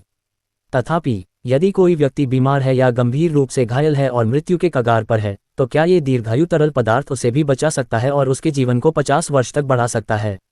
क्योंकि उसे अपने दादाजी की याद आ रही थी, जो काफी समय से लापता थे। नहीं, ऐसा नहीं हो सकता। सामान्य उम्र बढ़ने पर यह केवल 50 साल तक ही जीवन बढ़ा सकता है। अन्य स्थितियों में ये परिस्थितियों पर निर्भर करता है। उदाहरण के लिए, यदि यह सबसे गंभीर चोट है, जैसे कि यदि सभी 5 आंतरिक अंग फटने वाले हों और व्यक्ति मृत्यु के कगार पर हो, तो दीर्घायु तरल की एक बूंद पीने से मृत्यु केवल 6 महीने के लिए ही टल सकती है। 6 महीने के बाद यदि रोगी के इलाज के लिए कोई अन्य तरीका नहीं अपनाया जाता है तो रोगी की मृत्यु हो जाएगी। सू चेन समझ गई, लेकिन फिर भी ये लॉन्गेविटी लिक्विड वास्तव में एक अच्छा जीवन रक्षक उत्पाद था। फिर उसने तीसरे विकल्प के लिए मिलने वाले इनाम को देखा। ये हल्के सुनहरे रंग की बांस की पर्ची के अनुवाद के प्रयास थे। उसके पास इस समय हल्के सुनहरे रंग की 2 बांस की पर्चियां थीं। हालांकि उसे यह नहीं पता था कि हल्के सुनहरे रंग के बांस के टुकड़े क्या थे, लेकिन वह जानता था कि वे कुछ अच्छे ही होंगे। अब उन्हें अनुवाद के प्रयासों के लिए भी पुरस्कृत किया गया। उसके हाथ में मौजूद दोनों दस्तावेजों के साथ साथ ये परिवार के एक दस्तावेज का अनुवाद करने के लिए 3 प्रयास ही काफ़ी थे। हालांकि यह अनिश्चित था कि क्या वह अनुवादित सामग्री का उपयोग कर पाएगा या नहीं, यह अभी तक अज्ञात था। जबकि विकल्प 1 और 2 के लिए मिलने वाले पुरस्कार ज्ञात थे। विशेष रूप से विकल्प 1, क्योंकि वह बाहरी क्षेत्रों में जाने वाला था और अपनी ताकत में सुधार करना उसके लिए बेहद महत्वपूर्ण था। हालांकि मार्शल आर्ट अपग्रेड कार्ड प्राप्त करने के लिए उसे ये हाओ यांग को हराना आवश्यक था। दूसरा विकल्प सबसे सरल था, सीधे लड़ाई से इनकार करना और दीर्घायु तरल की एक बूंद प्राप्त करना। तीसरे विकल्प में अनुवाद के प्रयास प्राप्त करने के लिए जीतना भी आवश्यक था। अंततः उसकी नज़र ये युआन चुन पर पड़ी और फिर ये हाओ यांग पर, जो ये युआन चुन के पीछे खड़ा था। ये हाओ यांग ने देखा कि वह उसकी ओर देख रहा है और उसने जानबूझकर उसे उकसाने के लिए अंगूठा नीचे करने का इशारा किया। उसकी आंखों में मानो यही भाव था, एक कायर जो लड़ने की हिम्मत नहीं करता। सू चेन की आंखें खतरनाक ढंग से सिकुड़ गईं। बहुत अच्छा, चूंकि ये हाओ यांग मार खाना चाहता था इसलिए वह उसे रोकेगा नहीं। उन्हें सहज रूप से यह महसूस हुआ कि हल्के सुनहरे रंग की बांस की पर्ची से अनुवादित सामग्री अविश्वसनीय रूप से शक्तिशाली होगी। तुरंत ही वह आगे बढ़ा और ये युआन चुन से उदासीनता से बोला, तुम चाहते हो कि तुम्हारा बेटा मुझसे लड़े? ठीक है, लेकिन चूंकि यह एक लड़ाई है और आज मेरे ससुर का जन्मदिन है, इसलिए हम बिना इनाम के नहीं रह सकते। मैंने सुना है कि आपके ये परिवार के पास एक हल्के सुनहरे रंग की बांस की पर्ची है। चलिए उसी पर्ची को दांव पर लगाते हैं। अगर मैं जीत जाता हूं तो आप मुझे वह पर्ची माफी और सम्मान के प्रतीक के रूप में दे देंगे। अगर मैं हार गया तो हे हारना शब्द सू चेन की डिक्शनरी में कभी रहा ही नहीं। ये युआन चुन ने सू चेन की ओर देखते हुए कहा, अच्छा, मेरे ये परिवार के पास वाकई एक सुनहरे रंग की बांस की पर्ची है। मैं अभी किसी को भेजकर उसे दांव पर लगवा सकता हूं, लेकिन अगर तुम हार गए तो मुझे तुमसे कुछ नहीं चाहिए। मुझे बस इतना चाहिए कि तुम्हारे पिता सू ये सबके सामने अपनी गलती स्वीकार करें और मेरी बहन ये शियान फैंग और मेरे ये परिवार से माफ़ी मांगें। 420 दर्शक दंग रह गए। ये वही उस्ताद है जो कनिष्ठ उस्ताद को हथौड़े से पीटने और मध्यवर्ती उस्ताद को लात मारने का साहस रखता है। डिंग, बधाई हो मेज़बान, आपके सामने एक विकल्प है। पहला विकल्प, ये युआन चुन से कहो, दफा हो जाओ। मेरे माता पिता की कोई गलती नहीं थी, गलती तुम्हारे ये परिवार की है। क्या तुम्हारे ये परिवार को पता नहीं था कि मेरे माता पिता पहले से ही शादीशुदा थे? फिर भी तुमने झगड़ा करवाने और अपनी बहन को मेरे पिता से शादी करने के लिए मजबूर करने की कोशिश की। उसमें कोई आकर्षण नहीं था और वह मेरे पिता से शादी नहीं कर सकती थी, फिर भी तुम कहते हो कि मेरे पिता गलत थे। थोड़ी सी भी तमीज़ वाला कोई भी व्यक्ति इस बात का जिक्र नहीं करेगा, फिर भी तुम इसे उठाने की हिम्मत करते हो। तुम सचमुच बेशर्म हो, ये मुकाबला लड़ने लायक भी नहीं है। इनाम, योद्धा उपाधि। यह उपाधि एक निष्क्रिय कौशल है जो युद्ध के दौरान मेजबान की युद्ध शक्ति को 20% बढ़ा देती है। विकल्प 2, ये युआन चुन से कहो, ठीक है, लेकिन अगर मैं जीत गया तो तुम्हें और तुम्हारे बेटे को मेरे पिता के सामने घुटने टेक कर माफ़ी मांगनी होगी और स्वीकार करना होगा कि तुम मूर्ख हो। इनाम, भयंकर पुरुष की उपाधि। यह उपाधि एक निष्क्रिय कौशल है जो युद्ध के दौरान मेजबान की धृष्टता को 20% बढ़ाती है और प्रतिद्वंद्वी की युद्ध शक्ति को 20% कम करती है। इस समय सू चेन को पुरस्कारों को देखने में कोई दिलचस्पी नहीं थी, वह सीधे विकल्पों की सामग्री को सुन रहा था। उसने तुरंत ये युआन चुन पर ठंडे लहजे में कहा, दफा हो जाओ। मेरे माता पिता की कोई गलती नहीं थी, गलती तुम्हारे ये परिवार की है। क्या तुम्हारे ये परिवार को पता नहीं था कि मेरे माता पिता पहले से ही शादीशुदा थे? फिर भी तुमने झगड़ा करवाने और अपनी बहन को मेरे पिता से शादी करने के लिए मजबूर करने की कोशिश की। उसमें कोई आकर्षण नहीं था और वह मेरे पिता से शादी नहीं कर सकती थी, फिर भी तुम कहते हो कि मेरे पिता गलत थे। थोड़ी सी भी तमीज़ वाला कोई भी व्यक्ति इस बात का जिक्र नहीं करेगा, फिर भी तुम इसे उठाने की हिम्मत करते हो। तुम सचमुच बेशर्म हो, ये रिश्ता लड़ने लायक भी नहीं है। डिंग, बधाई हो मेजबान, आपने सही चुनाव किया। आपको योद्धा की उपाधि से सम्मानित किया जाता है। यह उपाधि एक निष्क्रिय कौशल है और स्वचालित रूप से सक्रिय हो गई है। ये भविष्य की लड़ाइयों में मेजबान की युद्ध शक्ति को लगातार 20% तक बढ़ाएगी। सू चेन की अपने पिता के सही या गलत होने को लेकर ये युआन चुन के साथ जुआ खेलने की कोई इच्छा नहीं थी, क्योंकि उनके पिता ने न केवल उस समय कोई गलती नहीं की थी, बल्कि उन्होंने बिल्कुल सही काम किया था। उन्होंने बुरी शक्तियों के आगे घुटने नहीं टेके। वाह, एक असली आदमी। ये शब्द सुनकर ये युआन चुन क्रोध से कांप उठा। एक मामूली जूनियर, और वह भी केवल 5वीं रैंक का शुरुआती मार्शल आर्टिस्ट, ने वास्तव में इस तरह से उस पर चिल्लाने की हिम्मत की और यहाँ तक कि उसे चले जाओ तक कह दिया। उस समय उन्होंने दावा किया था कि यह सब ये परिवार की गलती थी। क्रोध, आग की लपटें उठ रही थीं। उसके पूरे शरीर में व्याप्ति और रक्त शक्ति को रोकना लगभग असंभव था। ऐसा लग रहा था मानो वह फट जाएगी। वह इस समय सू चेन की गर्दन तोड़ना चाहता था। एक इंटरमीडिएट ग्रैंड मास्टर की गरिमा को ठेस नहीं पहुंचाई जानी चाहिए। हालांकि आज जब वह आया था तो उसका मूल इरादा डोजो को चुनौती देने का नहीं था, इसलिए वह अपने साथ किसी उच्च स्तरीय ग्रैंड मास्टर को नहीं लाया था। अब लिन ज़ेनिन यहाँ सु चेन की रक्षा कर रहे हैं। इसके अलावा वह वास्तव में सु चेन को मार नहीं सका। उसे घुटन महसूस हो रही थी।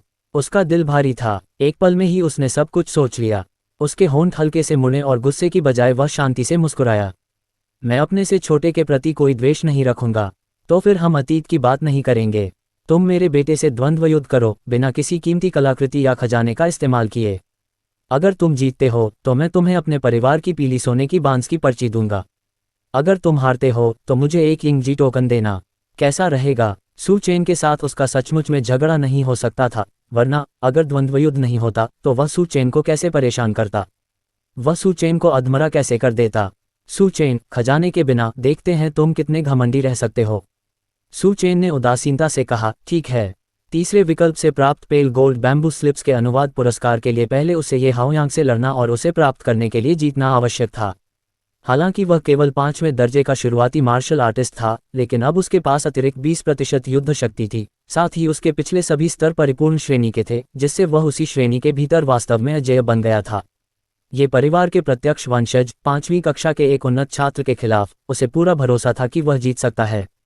अच्छा, तो चलिए बाहर आंगन में चलते हैं, ये युवांचुन ने कहा।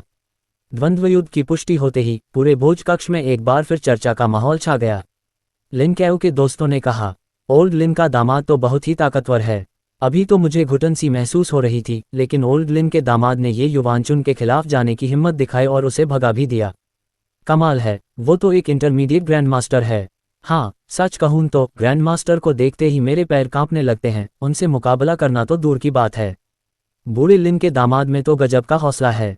वाकई कमाल। इसमें कोई हैरानी नहीं कि वही वो सरदार है जिसने बूढ़े लिन की बेटी को जीता, 5 बच्चों का बाप बना और जो नौसिखिए ग्रैंड मास्टर्स को मुक्के मारता है और मध्यम स्तर के ग्रैंड मास्टर्स को लात मारता है। कितना निर्दयी शख्स है। ... लिन काइवू के लंबे समय से खोए हुए दोस्तों ने कहा। लिन काइवू को इतना शानदार दामाद पाकर मानो लॉटरी लग गई। और वो सु ये का बेटा है। इसमें कोई हैरानी नहीं कि वो इतना प्रतिभाशाली है। उस समय सु ये भी शाही राजधानी में एक असाधारण प्रतिभाशाली व्यक्ति था। मुझे बुरा लग रहा है। मुझे इस बात का अफसोस है कि मैंने लिन काइवू से पहले संपर्क नहीं रखा ताकि हमारा रिश्ता मजबूत हो सके। अब बेशर्मी से उसके करीब आने की कोशिश करना आसान नहीं होगा। ... लुओ परिवार। उद्धरण चिन्ह विस्मयादिबोधक चिन्ह विस्मयादिबोधक चिन्ह विस्मयादिबोधक चिन्ह। लुओ यानकियू पहले गलत नहीं थी। जब लिन यिंगजियान लिन काइवू से हारी तो वह सचमुच एक करारी हार थी। लिन काइवू का दामाद तो वाकई अविश्वसनीय है। शुक्र है कि हमने यानकियू की बात मान ली और सु चेन से झगड़ा नहीं किया या लिन काइवू के लिए मुसीबत खड़ी नहीं की। ऐसा लगता है कि लिन काइवू के नेतृत्व में लिन परिवार शीर्ष 3 परिवारों में प्रवेश करने के लिए तैयार है। शाओ परिवार। जियाओ जिरोंग अपने हाथ में चाय के कप से खेलते हुए बोला, जब मैं पहली बार भाई सु से मिला तो मुझे लगा कि उनमें असाधारण प्रतिभा है। पता चला कि वे शुरू से ही एक धुरंधर थे। वे अब आसमान की ऊंचाइयों को छूने वाले हैं। लगता है कि शाही राजधानी में मार्शल आर्ट की दुनिया और भी दिलचस्प होने वाली है। सु परिवार। सु पिंचेंग दंग रह गया। वह आदमी सचमुच सु ये है। सु चेन सु ये का बेटा है। सु ये वापस आ गई है। यह। सु पिंचेंग ने तुरंत यूलेई से फुसफुसाते हुए कहा, पत्नी, हमारी बेटी को ले लो, हम चुपचाप निकल रहे हैं। हालांकि इस साल उनकी उम्र केवल 44 वर्ष थी और 37 साल पहले वे 7 साल के बच्चे थे, फिर भी वे जानते थे कि उनके पिता सुई ने सुये को घर से निकालने के लिए साजिशें रची थीं, जिन्हें कई कुलियों ने परिवार के मुखिया के रूप में नामित किया था। उस समय सुये और ये जियानफेंग के विवाह से जुड़े घोटाले के बारे में उन्हें और भी अधिक जानकारी थी। अब जब सुये वापस आ गया था तो वह निश्चित रूप से उन्हें आसानी से नहीं छोड़ेगा। उन्हें जाना ही पड़ा। वे अब यहाँ और नहीं रुक सकते थे। सुये का बेटा सु चेन बहुत ही दबंग था। अगर वे वहीं रुक जाते तो कौन जानता कि सुये और सु चेन उनसे हिसाब बराबर कर लेते। हालांकि वह मार्शल आर्ट के 6ठे स्तर का प्रारंभिक चरण का छात्र था, लेकिन उसे सु चेन के साथ प्रतिस्पर्धा करने का कोई आत्मविश्वास नहीं था। इसके अलावा सुये एक ग्रैंड मास्टर स्तर का मार्शल आर्टिस्ट था।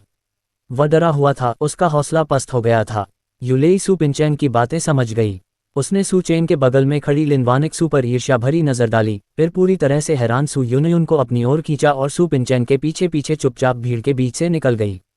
इस समय घटनास्थल पर कई ऐसी महिलाएं मौजूद थीं जो लिन वानिक्सु से उतनी ही ईर्ष्या करती थीं जितनी यूलेई करती थी। कुछ ने ईर्ष्या दिखाई, कुछ ने जलन दिखाई और कुछ ने इसे अपने दिल में गहराई से छिपा लिया, क्योंकि हर कोई एक ऐसे बहादुर पति की चाहत रखता था जो दृढ़ निश्चयी हो और ताकतवरों को चुनौती देने का साहस रखता हो।